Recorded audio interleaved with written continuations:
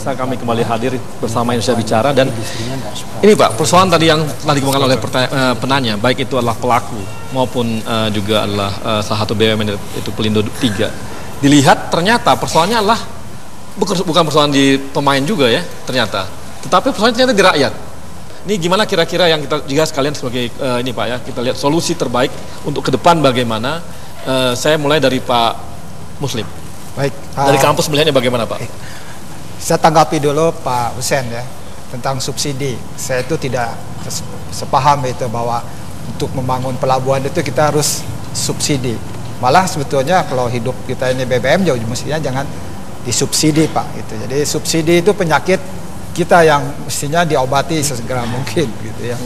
Nah tadi itu saya masih lihat bahwa kita ngomong Jakarta, Surabaya itu masih ngomong pendek, pendek. Kereta api segala macam tadi banding-banding. Padahal juga 1000 kilo.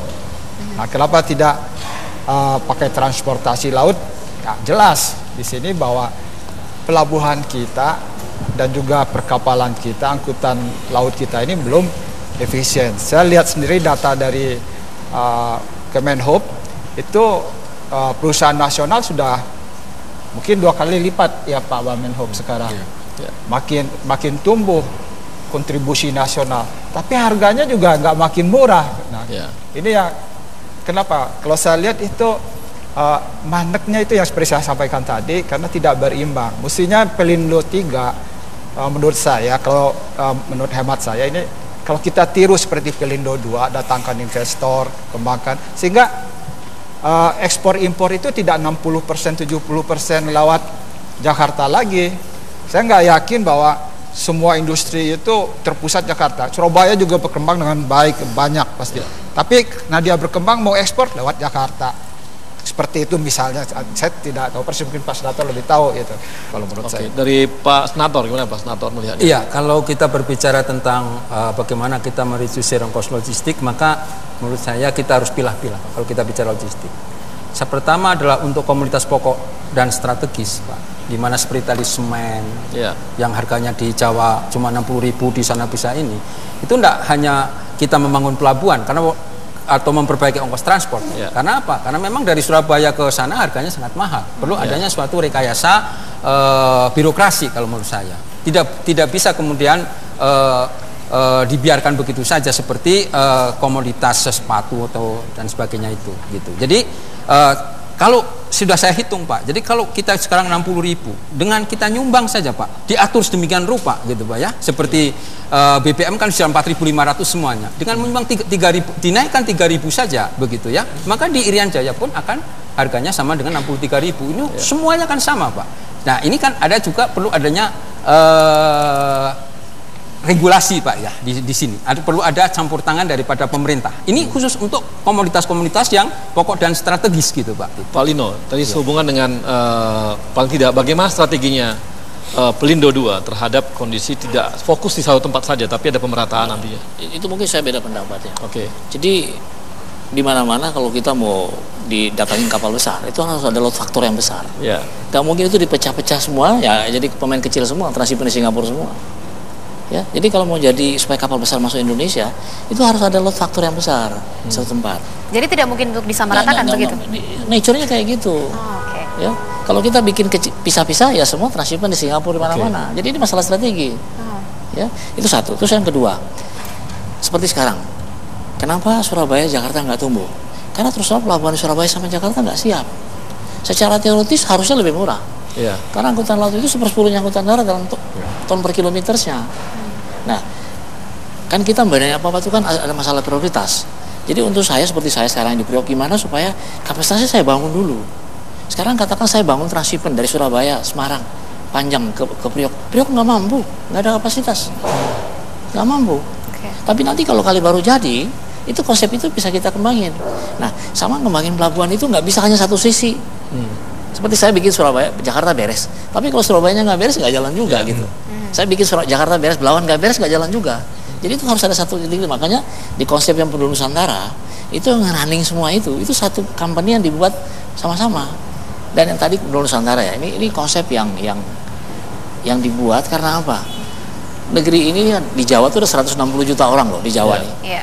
Jawa itu sekarang secara ekonomis lebih dekat ke China daripada ke Balawan, lebih dekat kepada Pontianak. Iya.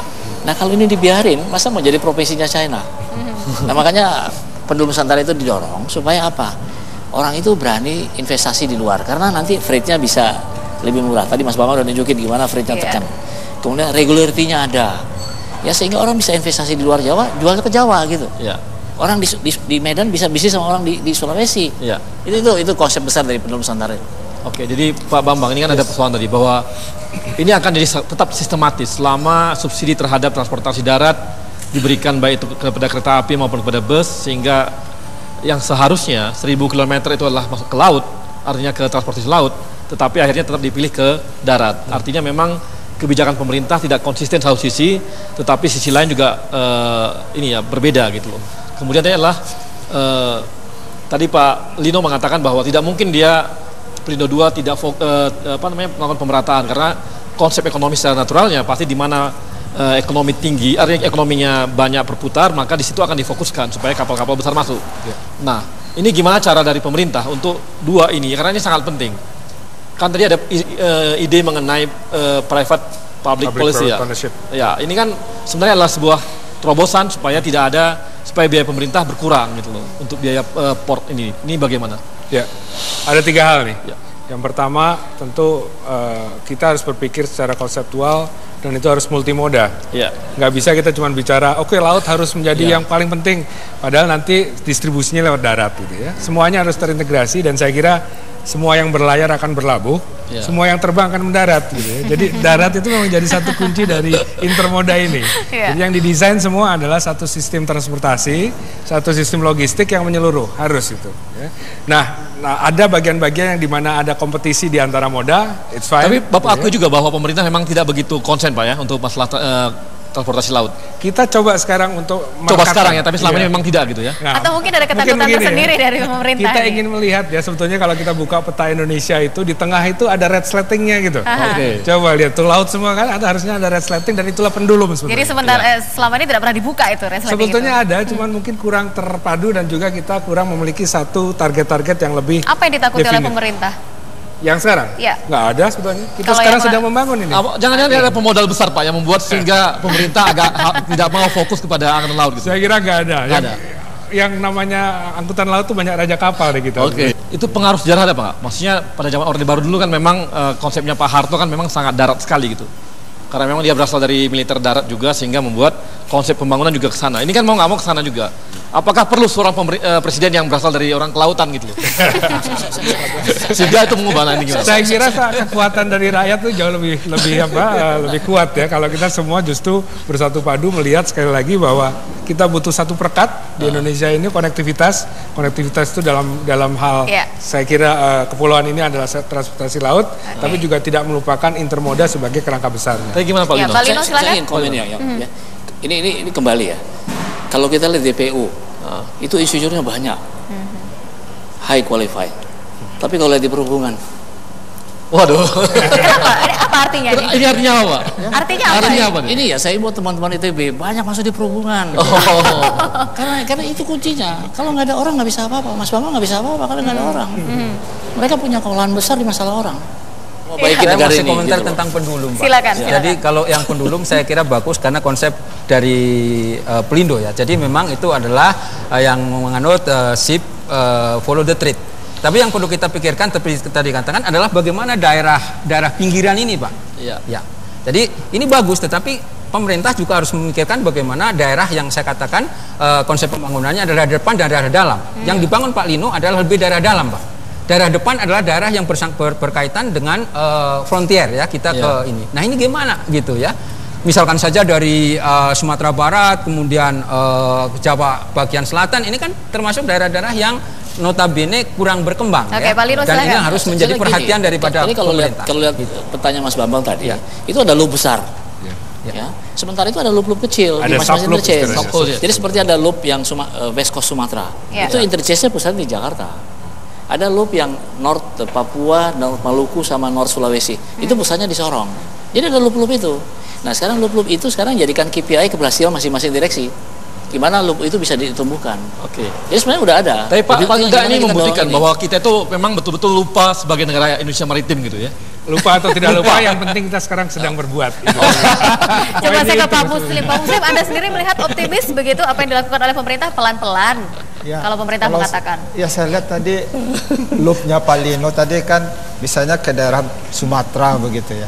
Itu loop, ini ada pendulum, terus ada loop. Bagaimana loop ini kalau ke Padang gitu kan, artinya loopnya ini nyebrang lagi darat gitu kan. Padahal nyebrang misalnya artinya misalnya orang-orang di Sumatera Barat mau ekspor itu ke Riau dulu gitu. Kalau kita ikuti pendulum itu, itu orang Sumatera Barat kalau mau ekspor ya harus melewati Bukit Barisan dulu gitu. Jadi kalau saya lihat jangan-jangan ini konsep kalau kita betul-betul fokus ke loop ini tidak bikin pendulum yang lain, nanti itu artinya daerah Sumatera Barat dan ke bawah itu artinya tameng gitu artinya. Itu menahan gempa, Pak.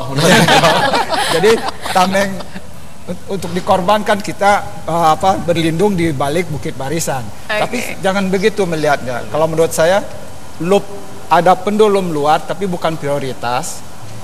Itu mungkin untuk menanggapi perdagangan nanti ke Afrika atau ke India dan Timur Tengah. Baik. Ke sana gitu. Walaupun itu daerah rawan tsunami. Baik. Tentunya kita harus akhiri terlebih dahulu pemirsa Indonesia Bicara kita untuk hari ini. Saya Rizka Indah. Saya Arya Sinulingga. Ya, kita berdua pamit. Terima kasih. Sampai jumpa.